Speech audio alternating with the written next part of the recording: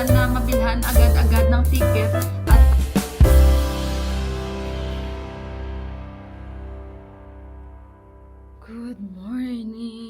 Good morning, rise and shine. So, ayun guys, ang oras natin is 8 o'clock na. Kakaalis lang ni Johan. And kumusta kayo? Nakabalik na po kami ng Kathmandu. And ayun guys, at saka pasensya na talaga, hindi consistent na yung pag-upload ko. Dahil sa daming pangyayari guys. And ayun, nag-gym po tayo today.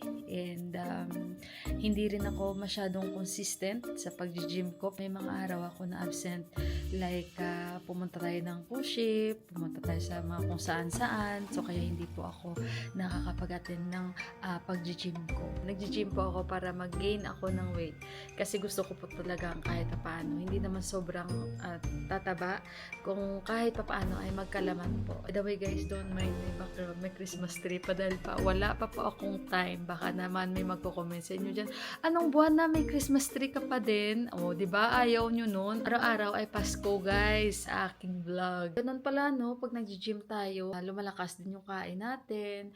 Tapos nagkakaroon tayo ng sobrang energy. Yun lang ang naramdaman ko, guys. After ko ng gym, parang energetic ako. Hindi ako nakakaramdam ng pagod. Pero pag afternoon na, nagnanap ako kahit mga ilang minutes lang. Kasi talagang nararamdaman ko na inaantok ako pag tanghali. So, kaya siguro, ayun, nag-gain ako talaga ng weight. Okay naman po yung papa ko, and araw-araw naman po kami nag-uusap, and sila ni ama, and mamaya abangan nyo na lang yung big announcement ko, kung ano yun ang aking very very big announcement. So antayin nyo guys, and marami akong ikukwento sa inyo guys, marami akong mai-share sa inyo guys, dahil ang daming nangyari na hindi nyo alam. So kasi hindi ko na kayo na-update, so abangan nyo yung big announcement ko mamaya. Inaantay ko na si Indira kasi may make-upan ko po si Indira. So ayun guys, at saka hindi pa ako nakabihis, ano? O yan, hindi pa ako nakabihis. Mamaya ulit guys, balikan ko kayo, nakapag-breakfast na pala kami ni Johan. Ayun guys, mamaya ulit. A few moments later. Oh, hello, magandang hapon. Tupiin. Parang ano ako, tingnan niyo, wala na yung Christmas tree ko, niligpit ko kanina. So ayun guys, nakatulog bang tawag doon, nakaidlip ako, and against the light tayo, dito na naman ako, magtutupi ako dahil may tupiin ako. Actually may nilabhan na ako guys, naglaba ako kanina kasi dapat everyday maglalaba, hindi naman everyday, every other day naglalaba ako, gawa nga ng nag-gym ako everyday. So, wala pa akong outfit sa pag-gym. Pero, okay lang yon, hindi naman talaga urgent. Pag ano na guys, pag makabudget na, bibili ako ng pang-gym ko. So, ayun, nakaidlip ako guys. Hindi pa ako umalis siya. Nag-boarding sila. Kasama niya si Sanjay Dai. At ako naman nakaidlip dahil yun na nga, every afternoon talagang nagnanap ako dahil napagod ako talaga sa pag-gym. So, alam nyo, excited na ba kayo sa aking big announcement? I hope clear yung boses ko. At nasabi ko rin sa inyo na maraming pangyayari, ano? Ba't parang ang dilim? I-on ko muna yung ilaw. Maraming pangyayari guys na mabilis, and actually guys, may mga pending pa ako ng mga vlogs na hindi nyo pa nakikita doon sa village, pero kasi gusto ko lang update ko kayo sa ngayon dahil ayoko ring mapending ito dahil anong petsa na. At sa ngayon, story time muna tayo since matagal akong hindi nakapag-update sa inyo kung ano ba ang nangyari. Dahil yun na nga, hindi consistent na talaga yung pag-upload ko. Plus, natagdagan pa yung pag-alis nila ni Ama dahil talagang lahat ba, para bang sobrang busy, wala akong time, ganito, ganyan. Minsan kasi talaga, no, yung time natin, hindi ko talaga mamamanage ba, mahina talaga siguro ako. Or ano, kasi hindi ako nag-i-edit guys sa mobile ko. Talagang kailangan ko talaga siyang i-edit dyan sa PC. Kasi kung sa mobile lang, mabilis lang talaga yun. Pero pag gumagamit kasi ako ng mataas na resolution sa aking vlog, kaya hindi ko siya pwedeng gamitin lang or mag-edit-edit lang sa mobile at hindi ako sanay. Kaya pagpasensyahan nyo, talagang kailangan kong umupo at mag-edit ng vlogs ko. But anyway guys, at least yun. Parang nahingal ako But anyway guys, ayun, update ko kayo sa mga sabi ko nga sa inyo kung ano ang big announcement ko na to. Di ba na-mention ko sa inyo guys na ayun, uuwi si Bua. Yes, uuwi po si Bua. Darating na po siya nitong Sabado ng gabi. Kasi para bang lumalala yung kanyang, ano guys, iniisip doon.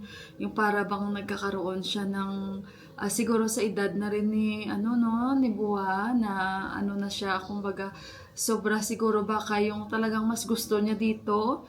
And nag-usap din kami ng kuya. Sa amin naman kasi, ang pinapaano namin sa kanya, pinapaintindi namin sa kanya yung sa medical and sa mga benefits. Kaysa naman compare dito, although retired army siya, pero hindi naman ganun na talagang kagaya doon na kahit paano may nakukuha na siyang allowance or alam niyo yon sa medical, nagkakaano sila ng free na check-up, yung ganon, at talagang mamomonitor sila. So, hindi kagaya dito na yon walang libre, wala siyang insurance, so kailangan niya talagang sa sariling sikap niya at makahanap ng magandang doktor o mapag-check-upan, lalong-lalo sa kanyang edad. So, ayun, and at the same time, yung allowance na nakukuha niya na sana doon, sayang. Tapos, ayun, dito kasi yung pension niya kahit papaano, magkano lang naman, yung ganon. Pero alam niyo yun guys, hindi na siya pwedeng maipilit pa dahil parang lumalala yung kanyang pag-iisip. So everyday tinatawagan niya talaga si Deepak at syempre yung mga anak niya doon na lalaki, hindi naman pwede na araw-araw ay dalhin siya sa hospital kasi ganun yung nangyayari guys. Araw-araw dinadala siya sa hospital at hindi naman siya agad-agad pwedeng dalhin dahil syempre minsan yung kuya, hindi minsan, most of the time yung trabaho ng kuya is talagang nasa ibang state. Hindi siya pwedeng as soon as possible nandyan agad sa bahay, unlike din sa bunso or yung mga asawa dahil alam nyo yun, yung mga taga-Amerika dyan, shout out sa inyo, na busy din talaga kayo sa trabaho sa araw-araw. Si Bua, kahit ilang beses pa siyang i-check up na wala talaga siyang problema. Ang mahirap guys, hindi siya naniniwala sa doktor doon. Mas gusto pa niya talaga ang mga doktor dito. Mas naniniwala siya sa doktor dito. Sabi nga ng kuya, ang iniisip niya, yung doktor lang na taga dyan, ang sa kanya, yung bang makapagpagaling, yun ang iniisip niya. At kung ano ang binibigay sa kanya ng doktor, iniisip niya ay lason yun, yung mga gamot. Kaya hindi niya iniinom. So, kaya sila doon, naghahanap sila ng way, paano ipainom sa kanya dahil hindi niya iniinom ang mga gamot niya guys dahil iniisip niya nasira na daw yung kanyang kidney, tapos hindi niya iniinom kasi lason daw ang mga binibigay sa kanya ng doktor. So wala siyang siguro kasi alam nyo minsan yung mga ganyang edad lalong na taga dito, so hindi sila sanay, para bang wala silang tiwala siguro, no? Iba ang kanilang naiisip dahil unang-una ibang lahi, mas gusto pa nila or komportable sila sa kalahi nila. Pero alam nyo guys, hindi, parang si biyanan ko na lalaki, parang iba ang kanyang talaga pag-iisip. Tapos kung ano-ano ang kanyang mga lahat na at saka sa gabi daw nagigising siya sa gitna ng gabi, naliligo. Tapos minsan ayun niya ay nagpapaandar daw siya ng magluluto daw siya, ganito ganyan. Hindi ko alam bakit naging ganyan yung kanyang mga pag-iisip na hindi naman siya pinapabayaan or yung ganun ba guys. Tapos pag kinakausap mo siya or pag nakakausap siya ni Deepak, nakikinig lang ako, para na siyang mamamatay. Kagaya nga nung sabi niya, nakita niya daw yung doktor na nagsulat ng ganito, ilang araw na lang daw yung buhay niya, tapos hindi na daw siya tatagal, o alam niyo yon. So kaya ewan ko bakit ganun ang iniisip ng biyanan ko na lalaki. Kaya dito, sabi nga ni Deepak sa akin, dito, let's see, kung ano ang mangyayari. And sabi ko baka ilang buwan lang magsasabi na naman siya na kailan ako susunduin ng bunsong anak ko. Ganon kasi siya guys. Nung before, excited talaga siya. At lagi siya magsasabi na inantay niya yung bunso. Kailan daw siya kukunin, ngayon nandyan na o iba na naman. So ayun, mabuti naman kahit paano at nakakayanan na mabilhan agad-agad ng ticket at pauwi dito na alam naman natin hindi ganun kadali, di ba? Pero kasi yan ang hiling talaga ni Buwa, kaya wala ring magawa ang yung kuya kahit napakamahal ng ticket kasi nga ang balak sana mga Marso, means next month. Next month talaga ang uwi dahil may sasamahan po siya na kaibigan ng kuya. Kaso lang hindi na talaga siya makapag-antay guys. Lumalala na talaga yung pag-iisip niya. So ayun, sa Sabado ang dating niya and Sabado ng gabi biglaan talaga ito. Kasi nga parang lumalala na yung mga pag-iisip niya, hindi na talaga tama ba. At ayun, gustong-gusto niya na talaga umuwi dito. Tapos iniisip niya yung si Johan, ikakasal na, mga ganun ba guys, napakalayo na ng pag-iisip niya. Kaya sabi ni Deepak, here, we will treat him here. Yung ganun. Sabi ko, anong sinasabi mo, we will treat him here? Sabi ko, kung pwede nga lang, sabi ko, dalhin natin siya sa psychiatrist. Sabi ko, baka yun talaga kailangan niya. Kasi alam niyo ba guys, parang nasa family din ata nila dahil yung kapatid ni Buwan na babae, actually before pa ito mangyari na uuwi si Buwa, yung kapatid kasi ni Buwan na babae guys, nagstay siya sa mga bahay-bahay ng ibang relatives. Pero meron naman siyang buhari dito na isa na which is masasabi kong free naman siya dahil wala siyang anak dito at nasa ibang bansa din at asawa niya sa ibang bansa. Kaso lang parang meron silang issue noon ba. So kaya hindi sila magkakasundo. Pero ngayon kasi iba na yung sitwasyon. Ano ba yan? Excuse me. Iba na yung sitwasyon dahil may sakit na at nasa stage 1 na parang dementia or dementia ata guys sa stage 1 or Alzheimer. Magkaiba ba ang dementia at Alzheimer? I-correct nyo ako. So, ayun, at saka parang humihina na yung puso. Pero malakas manigarilyo, alam nyo yun. At pero hindi na siya ganon. So, since yung isa niyang buhari or manugang, hindi manugang ba? Buhari basta ganon. Nasa ibang bansa guys na malapit lang din dito sa Nepal. Pero nasa Middle East at yung isa lang ang natira dito. So, siguro hindi rin willing itong isang buhari na alagaan ng kanyang biyanan. Hindi rin natin masisisi dahil nga maraming pangyayari noon okay pa sa kanila. So, kaya ewan ko anong nangyayari and nagkaroon ng grabe na problema. Pero alam nyo yun, matandaan na tapos ganyan. So, ang problema ngayon nila, para bang walang may mag-aalaga. So, ang ginagawa, pinapadala nila sa mga bahay-bahay ng kagaya ng mga ganito, relatives. And isa na kami sana na ipapadala nila dito. Pero, hindi naman sa ko guys, no? Sa ayaw ko. Pero talagang nag-insist ako kasi para sa akin, hindi ko responsibility yun.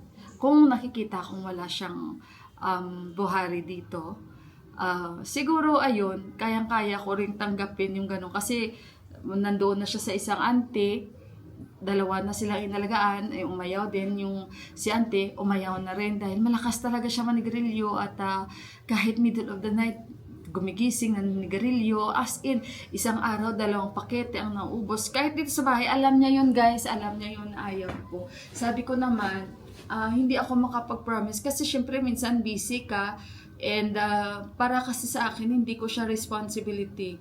Dahil unang-una, nakikita ko naman yung na may mag-aalaga naman sa kanya kung tutuusin. And paano ko ba sasabihin? Kasi pag once tinanggap mo yung responsibility na yun, kailangan panindigan mo, kumbaga labahan mo pa yung mga damit niya.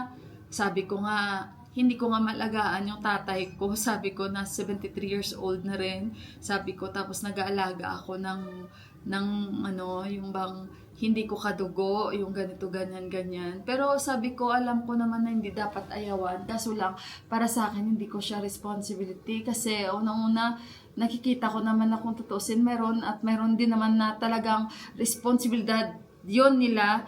Hindi ko responsibilidad yun. Bakit basta na lang nila ipapasa sa ganito, ganyan, ganyan. So, nag-insist po ako. At sabi nga ni Deepak, kausapin niya daw muna ako kung ano sa akin. Kasi kung si Deepak lang, hindi naman siya pwedeng mag-decide lang. Dahil hindi naman siya yung magluluto. Ako naman ang magluluto. Ako naman yung mag-aalaga nun. Pero yun nga guys, sorry na lang talaga, hindi ko talaga tinanggap yun kasi baka may stress pa ako sa araw-araw, amuyin ko yung sigarilyo at panay sabi pa ako na sa labas man ng sigarilyo, matanda na yun. So, pangit din naman kahit pa paano sa kanya. Although sabihin na natin na hindi na nga siya halos makalakad ng mabilis o makapag ano ba, kasi parang tulala lagi. So, ayoko guys na mag-take ng responsibility na yun na hindi naman sa akin. So, kay daddy okay lang yun dahil talagang ano ko yung responsibilidad ko yun. So, guys, wag nyo lang ako, don't get me wrong. Kasi, mahirap guys na tatanggapin ko yun na minsan may mga nilalakad din kami, lumalabas kami ng bale, pag nandito siya, hindi namin alam kung hanggang ilang buwan, tapos talagang kailangan mo bantayan, and talagang mapipilitan ka lahat, kailangan mo ganito, ganyan, magluto, labahan pa lahat, kung ano mga ang ginagamit niya, or ano, mahirap din yung ganun guys, mahirap. Kaya, mas sabi ko kay Deepak, okay na yung prangka tayo, kaysa naman sa hindi tayo nagpaprangka, na nag-okay lang tayo, nag-okay. Buti naman guys, ang biyanan ko na babae, kahit hindi ko pa sinabi, kahit kasi kanchi, siya talagang nag-initiate na, si Indira, dapat hindi ganun, naintindihan niya rin ako, na ganito, ganyan. Umayaw nga si auntie, ako pa kaya, 'di ba? So, yung para sa akin, sabi ko, nakikita ko naman na libre naman yung isang niyang buhari, bakit hindi siya ang mag-alaga? Dahil unang-una, binan niya talaga yan eh. Tapos alam ko, pangit mag-ayaw kung may ganyan. Pero sa akin, mas okay na yung magprangka ako kaysa naman sa ako yung aako ng responsibilidad na hindi naman dapat sa akin. At syempre may mga ginagawa din po ako. Kaya ayun guys, yan lang yung aking sa inyo update sa ngayon sa pangyayari. And mag-upload pa rin ako ng mga vlogs ko sa village. Nag-upload lang ako ngayon dahil gusto ko kayong ma-update sa mga pangyayari. And nakabalik na po kami talaga ng Kathmandu. Syempre nandito na nga ako. I mean to say guys, yung mga vlogs ko sobrang late. At ano pa ba guys, ang mga gusto nyo malaman, abangan nyo na lang yun ang pagbalik ni Buwa. And yun na nga, hinabili na siya sa akin ng kuya, nag-usap na kami ng kuya. And ayun, sabi naman ng binan ko na lalaki, as soon as dumating siya dito sa Nepal, ay maglilinis daw siya ng bahay. Yun talaga ang na-miss niya, no? Kasi alam niyo naman si biyanan ko na lalaki, pag nandito yan siya, sobra siyang active sa aming surroundings. Ang ano pati ni ama, na pag natutulog sa gabi, kailangan niyang may kasama na isang tao sa tabi niya lagi. So, sabi ko kay Deepak, sinong matutulog sa kanya doon sa baba? Si Yuhan. Ayaw naman ni Deepak pumayag na si Yuhan ay sa baba matulog kasama si Buwa. Tingnan na lang namin kung sino ang pwede niya makasama kasi parang kailangan ata bantayan dahil ang sinasabi naman ni biyanan na babae ay paggabi gumigising at naliligo. And hindi ko lang alam guys kasi nga alam niyo naman si biyanan ko na lalaki, siya ay mild stroke. So kaya parang hindi ko pa alam talaga bakit naging ganyan yung biyanan ko na lalaki. Pero para siyang nagkakaroon ng psychological problem. Kahit kami ng kuya nag-uusap kami. And na rin yung kuya ba, para bang okay, hindi na siya makaantay, para bang hindi ko naman masasabing napuno dahil hindi ko naman nakikita yung mga anak niya na nagagalit sa kanilang mga magulang. Siguro para sa kanila parang hindi na normal si Bianan na lalaki dahil gusto niya araw-araw sa ospital. Talaga siya gusto niyang umupo lagi sa wheelchair at sa ospital kahit wala siyang okay siya lahat, guys. Chine-check siya. Sasabihin na walang problema. Insist niya talaga, guys. May problema siya kahit okay lahat. Kita niyo kagabi, usap kami at sila ni Mami at ni Deepak sinasabi niya sira na daw yung kidney niya. So, minsan ito, si Bianan na babae, hindi man maiwasan. Natawa na lang natawa. Tingnan na lang natin, guys. Gabi yung dating ni Buwa. Saturday ng gabi. And 4 o'clock na dito. So, yan lang muna yung update ko. And mag-edit ako ng mga vlogs ko sa village. At panoorin nyo dahil actually guys, marami pa ako mga vlogs. And i-share ko rin naman sa inyo yan guys, yung aming mga nakuha doon at sa film namin, may bayad yun guys. And ilang araw din si Susan Bay nandito dahil tinatrabaho po namin, nag-edit po kami, isa pa yan. Kung bakit hindi rin ako makapag-edit and yung timings, dahil ito siguro yung project na to, ini-edit niya yung video kasi sa filming talaga si Susan Bay, and may kukuha yan ng video na ini-edit niya at merong narrator na babayaran na nila ni Deepak na para siya yung doon. Kung baga paano ba yun guys, mag-narrate according doon sa video na yun. Pero sila ni Deepak magbibigay sa kanya ng script. Ayun guys, yan lang muna yung update ko. And abangan nyo na lang si Buwa, yung kanyang pag-uwi.